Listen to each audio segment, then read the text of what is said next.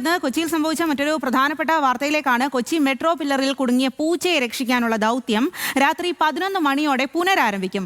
Animal rescue ടീമും ഫയർഫോഴ്സും 2 വട്ടം നടത്തിയ രക്ഷാദൗത്യവും ഫലം കണ്ടില്ല. സുഭാഷ് എന്ന് പേരിട്ട പൂച്ചയുടെ ആരോഗ്യനില എന്തായാലും തൃപ്തികരമാണ്. പൂച്ച പില്ലറിൽ അകപ്പെട്ടിട്ട് ഒരാഴ്ച പിന്നിട്ടു.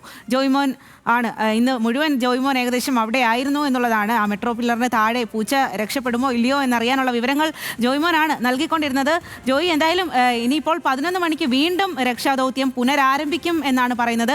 എന്താണ് പകല് നീണ്ട രക്ഷാദൗത്യം അങ്ങനെ നിർത്തിയത്, രാത്രിയിലേക്ക് മാറ്റിവെച്ചതിന്റെ കാരണം എന്താണ്? ഇപ്പോൾ പൂച്ചയുടെ ആരോഗ്യനില എന്താണ്? പൂച്ചയുടെ ആരോഗ്യനിലയിൽ ആശങ്കപ്പെടേണ്ട സാഹചര്യമില്ല എന്ന് തന്നെയല്ലേ അധികൃതർ പറയുന്നത്?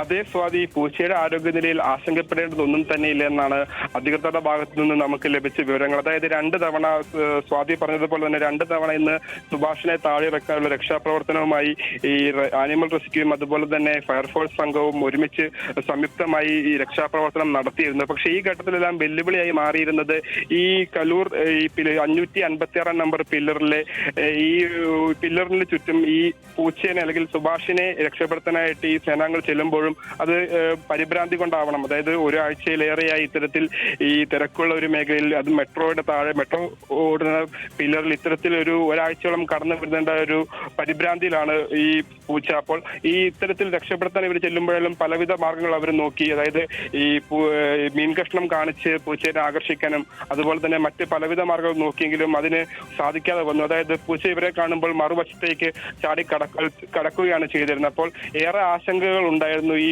സുഭാഷിന്റെ ആരോഗ്യനിലയുമായി ബന്ധപ്പെട്ട്. അതായത് ഇന്ന് രാവിലെ തന്നെ ആയാലും വളരെ അവശനിലയിൽ ഈ പൂച്ച കിടക്കുന്ന ഒരു ദൃശ്യം ഉൾപ്പെടെ പുറത്തു വന്നിരുന്നു. അതായത് ഈ മെട്രോ റെയിൽ ജീവനക്കാർ പകർത്തിയ ദൃശ്യത്തിൽ അവശനിലയിൽ അനങ്ങാൻ പറ്റാത്ത രീതിയിലാണ് പൂച്ച കിടക്കുന്ന സാഹചര്യം ഉണ്ടായിരുന്നത്. പക്ഷേ പിന്നീടായാലും കൃത്യമായി ഇതിന് ഈ ഒരാഴ്ചയുടെ അകപ്പെട്ടെങ്കിലും കൃത്യമായി ഇതിന് വെള്ളവും ഭക്ഷണവും ഒക്കെ എത്തിച്ചു കൊടുക്കാനായിട്ട് ഈ സമീപത്തുള്ള ഓട്ടോ സ്റ്റാൻഡിലെ തൊഴിലാളികളും അതുപോലെ തന്നെ മറ്റ് ആളുകളും ശ്രമിച്ചത് കൊണ്ട് തന്നെ ഒരു പട്ടിണി ഇല്ലാണ്ടാണ് പൂച്ച കഴിഞ്ഞത് എന്നാണ് നമുക്ക് വിലയിരുത്താനായിട്ട്. പക്ഷെ എങ്കിൽ തന്നെയായാലും ഈ ഉദ്യോഗസ്ഥർ 2 തവണ നടത്തിയ രക്ഷാപ്രവർത്തനത്തിൽ പൂച്ചയെ കൃത്യമായി കാണുകയും പൂച്ച എവിടെ ഇരിക്കുന്നുണ്ടെന്ന് മനസ്സിലാക്കി.